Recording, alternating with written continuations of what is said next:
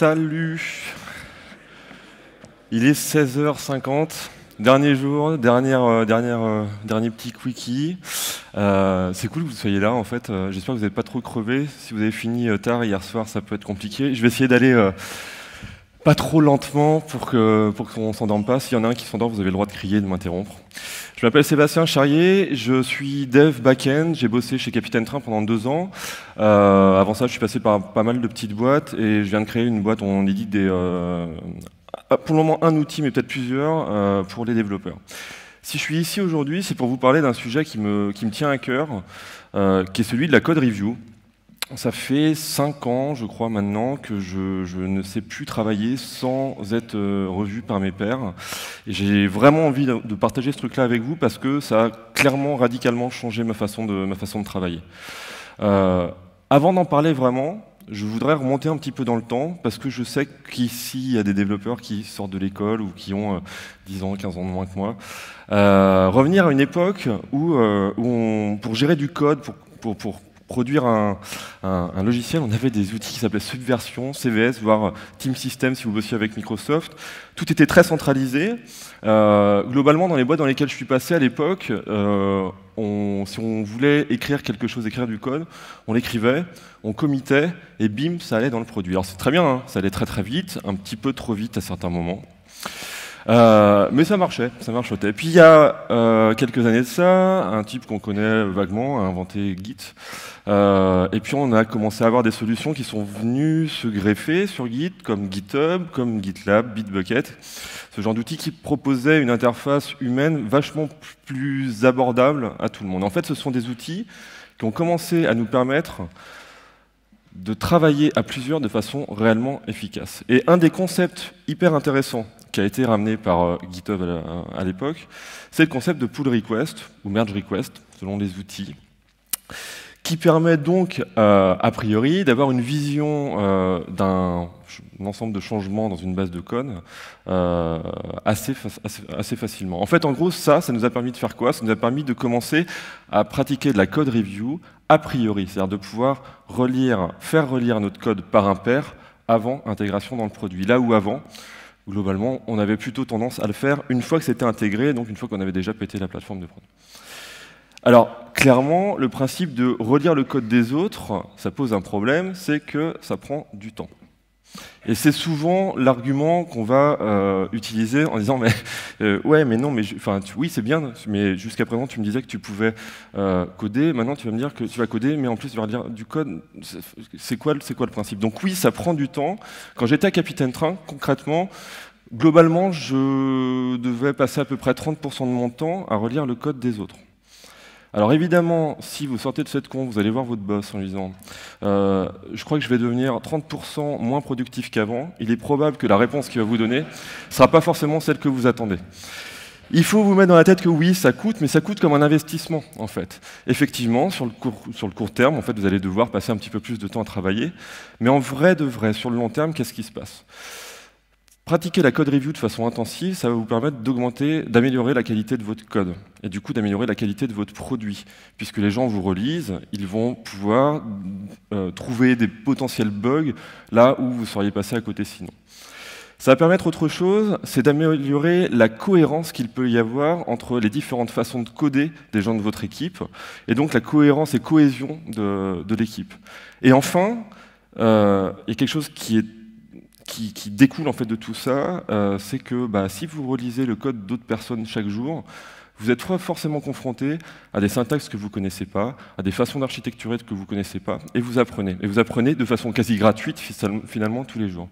Donc oui, ça coûte, mais sur le long terme, on y gagne. Malgré tout, il y a un certain nombre d'erreurs qu'on commet régulièrement quand on essaie de mettre ça en pratique. Et il y a des éléments qui sont plus importants que d'autres. Moi, j'en vois 2 qui vraiment sont plus importants que les autres. Le premier, c'est l'état d'esprit. Il y a 4 ans ou 5 ans, je ne me souviens plus exactement, quand j'ai fait ma première semaine en étant reviewé, je découvrais une nouvelle techno, donc chaque ligne de code que j'écrivais était relue par mon boss à l'époque. Je vous jure qu'à la fin de cette semaine-là, à chaque fois que j'envoyais une pull request, j'étais à peu près comme ça en fait. Je flippais ma race de me retrouver avec 30 commentaires sur chaque ligne que j'écrivais, en mode ça ne va pas. En fait, et j'ai compris après pourquoi est-ce que je me retrouvais dans cet état-là, c'est bêtement parce que je prenais tous ces commentaires pour moi. Mais il n'est pas du tout question de vous ou de moi quand on est reviewé. Il est question du produit. Si on se place dans l'idée que nous sommes ici pour créer le meilleur produit qui soit, du coup, c'est pas moi qui vais être reviewé. Finalement, le mec est juste en train de m'aider à faire de notre produit le meilleur possible. Et le fait de se décaler comme ça change vachement la façon dont on perçoit les choses. Donc ça, c'est le premier élément, cette espèce d'état d'esprit, la bienveillance qu'il peut y avoir. Le deuxième, c'est le fait d'avoir des guidelines. Si vous mettez des gens à débattre sur n'importe quel sujet sans leur donner des règles, globalement, vous avez 9 chances sur 10 de vous retrouver dans ce genre de situation. Le principe des guidelines, c'est de contenir deux choses. Des règles de style de votre code, c'est-à-dire un ensemble d'éléments sur lesquels vous êtes mis d'accord, et la façon de procéder au review.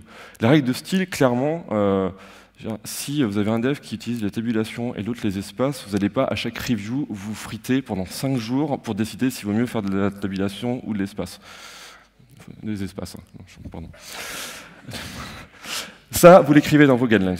De la même façon que vous allez écrire dans vos guidelines la façon dont vous souhaiteriez que les reviews se passent.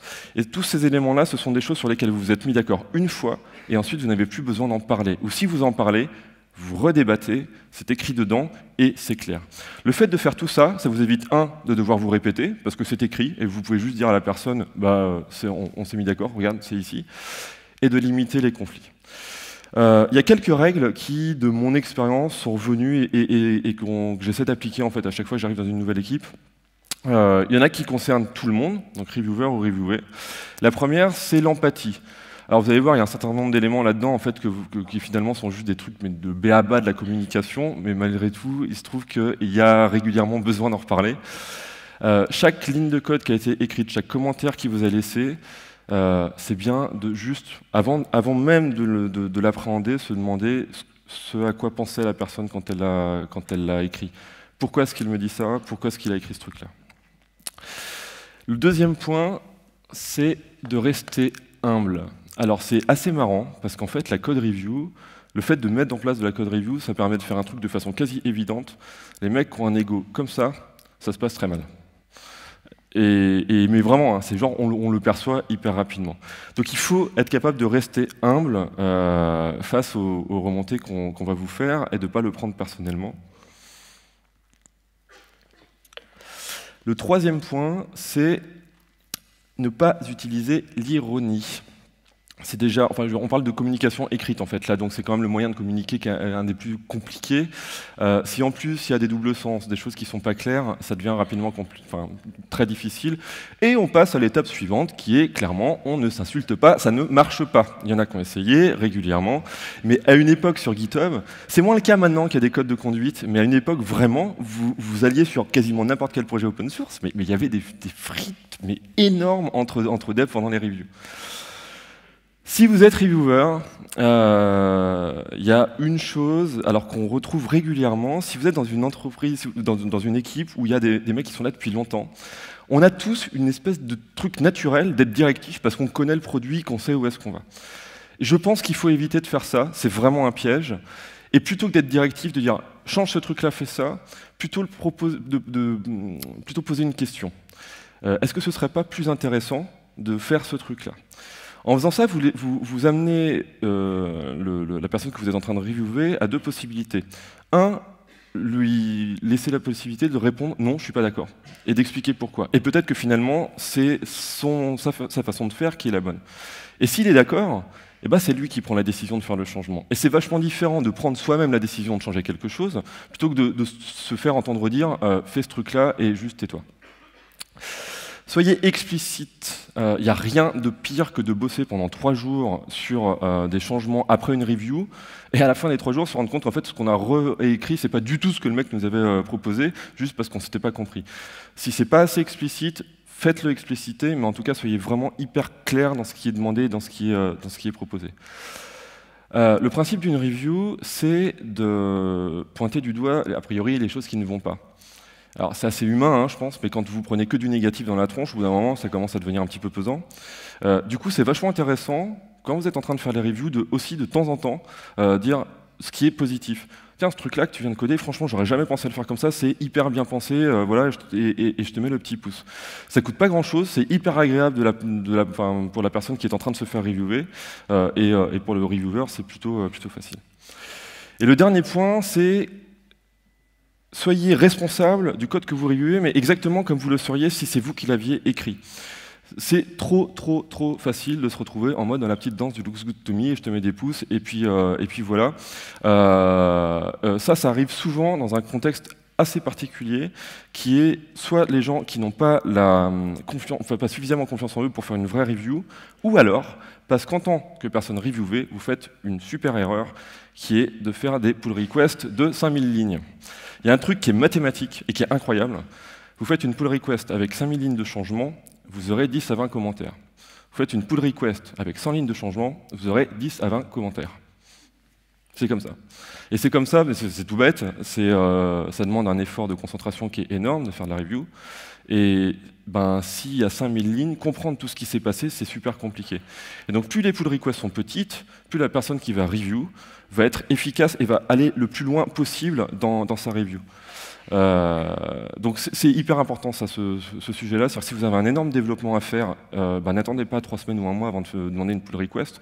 Vous sortez une branche, et petit à petit, vous faites des petites pull requests dans cette branche-là. Et petit à petit, votre code, il est review. Même si à la fin, vous attendez la fin des 3 semaines ou du mois de développement pour aller la merger dans le master. En tout cas, ça vous permet d'avoir des petits bouts de code qui sont review, qui sont du coup review de façon un petit peu plus efficace.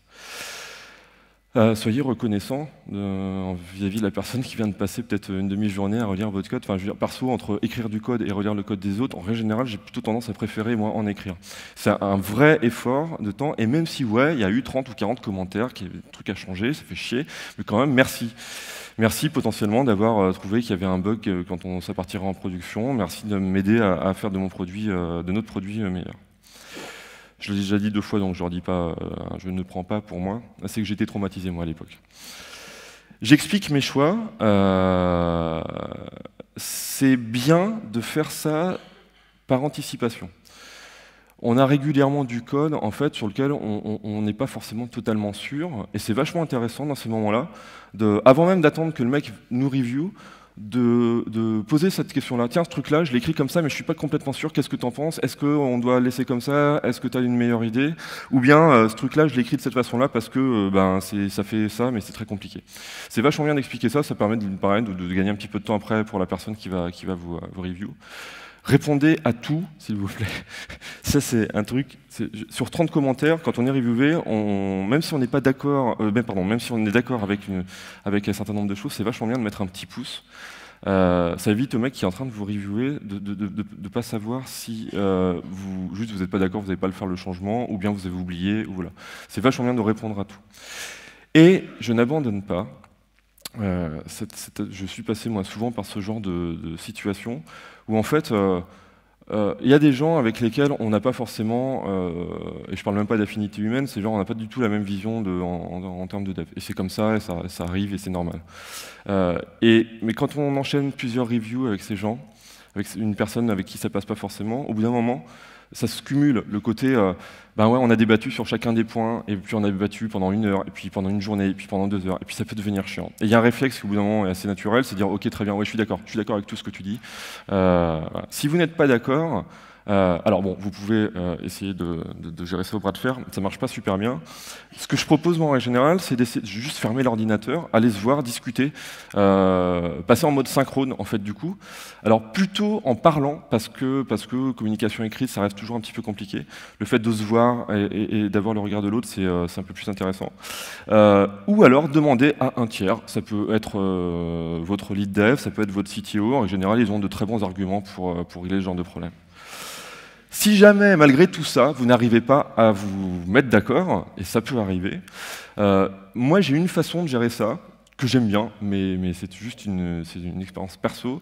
Je crois que c'est ce qu'on faisait, alors peut-être pas dans toutes les équipes, en tout cas dans l'équipe dans laquelle je travaillais à Capitaine Train, c'était de se dire que eh bien, la personne qui allait être responsable sur le long terme de ce code-là, sur celle qui était la plus censée le maintenir, c'était à elle de choisir. Pourquoi? Parce que si ça pète dans 6 mois, je préfère assumer ma propre connerie que celle de quelqu'un d'autre. Quitte à refaire en fait une pull request après, en disant ok très bien, on merge comme ça, mais je vais quand même à côté de proposer quelque chose d'autre, comme ça on pourra objectivement comparer les deux comportements, les deux codes, et prendre une autre décision. Si vous faites tout ça, si vous êtes bienveillant, il y a moyen que vous deveniez des super-héros de la code review, et c'est ce que je vous souhaite. Merci beaucoup.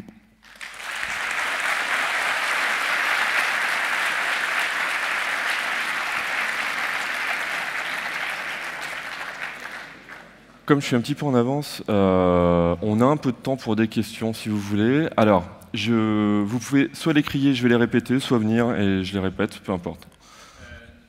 Imaginons qu'on est en git flow, c'est-à-dire qu'on fait des releases et des features sur les releases, mais justement on a le problème, nos features peuvent durer plusieurs jours, mais même beaucoup de jours. Et donc on a des problèmes, c'est quand on fait des pull requests, de la feature vers la release, ou vers de l'autre, c'est le monstro, mais la pull request est impossible, enfin, c'est pas de bonne qualité puisque c'est trop long. Et donc tu proposes de faire des features de features. Tu nommerais comment les petites branches que tu fais sur la feature? Alors la question est, c'est très précis sur Gitflow, mais finalement c'est une question qu'on peut rendre un petit peu plus globale, qui est effectivement, on revient sur le sujet de comment on fait quand on a un long développement et qu'en fait on veut éviter d'avoir à tout review en une seule fois. Alors concrètement, il y a des dizaines de façons de faire. À la limite, la façon dont tu vas tirer tes branches est pas très importante. Moi, ce que je propose, et en tout cas ce que j'ai toujours appliqué, c'est avoir une branche qui sera mon feature que je veux merger dans master, et à partir de cette branche-là, faire des toutes petites itérations, et donc avec des petites pull requests que je merge dedans. Et en fait, à chaque fois, c'est juste un tout petit bout de code qui va être review et qui part. Alors, soit ça va avoir cette grosse branche de features, soit, et on a un autre ancien collègue de Capitaine Train qui fait très bon talk là-dessus. Alors ce mec a inventé il appelle ça la technique de la bulle. Mais en gros, le principe est de pouvoir, sur un gros dev, de pouvoir balancer en production petit à petit des commits. C'est-à-dire qu'en gros, changer le code du produit de la production sans que ça ait encore d'impact, sans que le feature soit encore utilisé, mais petit à petit on merge et on déploie ça. Et donc du coup, petit à petit on review et on déploie ça. Ce sont quelques approches, mais il y en a probablement des dizaines. Est-ce qu'il y a d'autres questions? Eh bien, merci beaucoup. Bonne fin de journée. Salut.